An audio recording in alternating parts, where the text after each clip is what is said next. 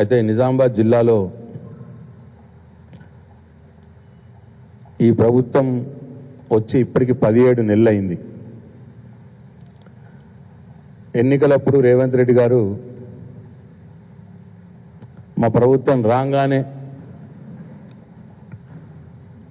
ప్రతి ఒక్క ఇల్లు లేని ప్రతి ఒక్కరికి కూడా ఇల్లు ఇస్తాం,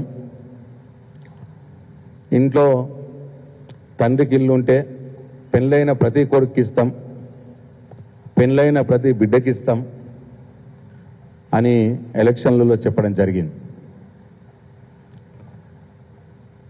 దాంతో నమ్మినారు ప్రజలు, కొందరు ఆయన ఓట్లేసి గెలిపించినారు, ఆశతో కూడా ఉన్నారు. ఇక రేపిస్తాం, ఇక మాపిస్తాం. పొంగులేటి శ్రీనివాసరెడ్డి గారు హౌసింగ్ మినిస్టర్గా ఇప్పటికి ఒక 4 డేట్లు పెట్టిండు. దసరా అన్నాడు, ఉగాది అన్నాడు, సంక్రాంతి అన్నాడు. ఇప్పటికి కూడా ఇంకా ఇందిరమ్మ ఇల్లు ఒక్క ఇల్లు కూడా కట్టలేదు వీళ్ళు. 17 నెలలైంది, ఒక్కటంటే ఒక్క ఇల్లు కట్టలేదు. సరే వీళ్ళందరికీ ఇస్తాము అన్నారు కదా అని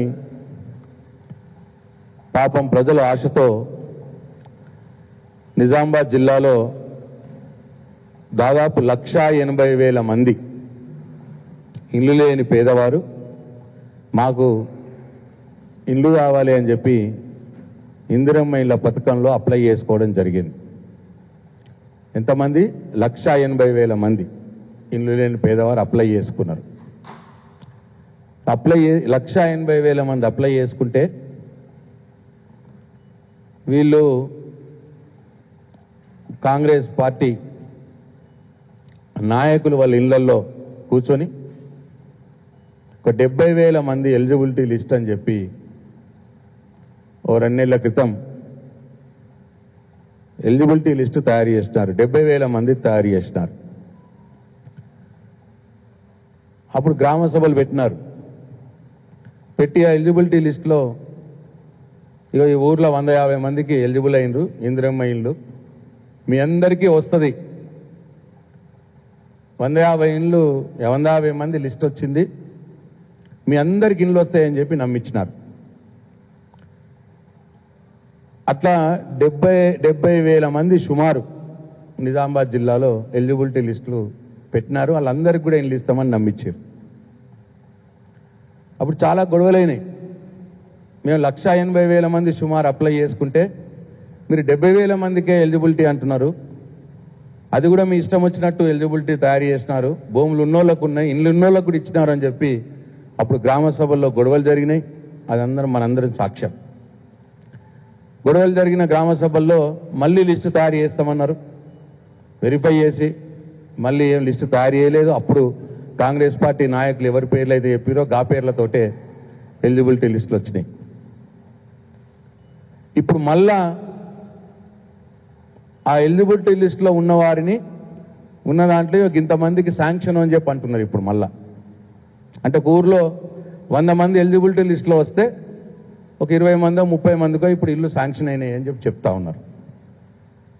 అట్లా మొత్తం జిల్లాలో 70,000 మంది సుమారు ఎలిజిబుల్ ఉంటే 17,500 మందికి ఇప్పుడు శాంక్షన్ ఇస్తున్నాము అని చెప్తున్నారు.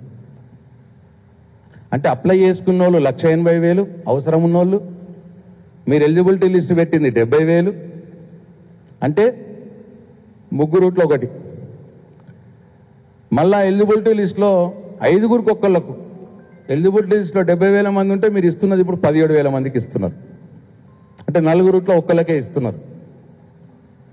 ఇస్తాము అని చెప్పి అది కూడా ఏం జరుగుతున్నది? నేను ఊర్లలో గత 2-3 రోజుల నుంచి అన్ని గ్రామాల్లో మాట్లాడి నేను ఈ ప్రెస్ మీట్ పెడతా ఉన్నాను. ఈ ఇందిరమ్మ ఇళ్లలో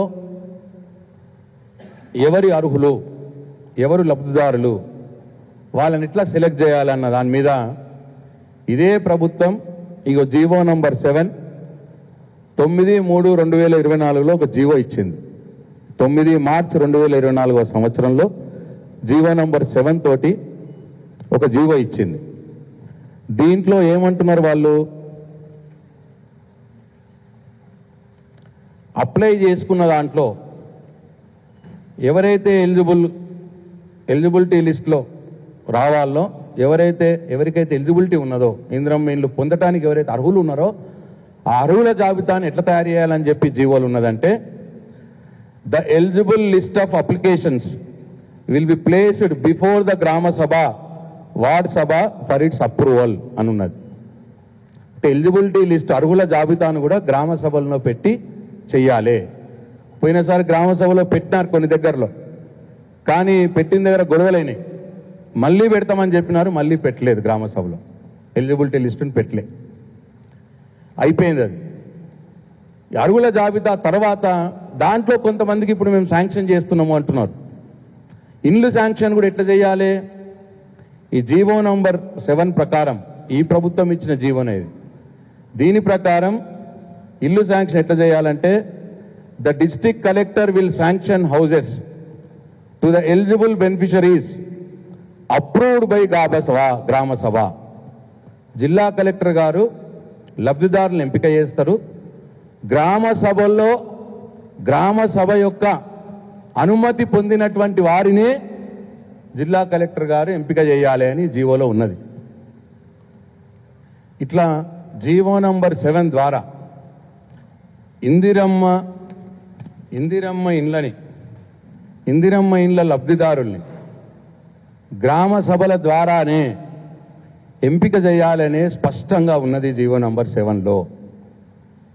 కానీ మాకు వస్తున్నటువంటి సమాచారం ఏంటంటే, ఇప్పటి మటుకు ఒక్క గ్రామ సభ కూడా పెట్టలేదు.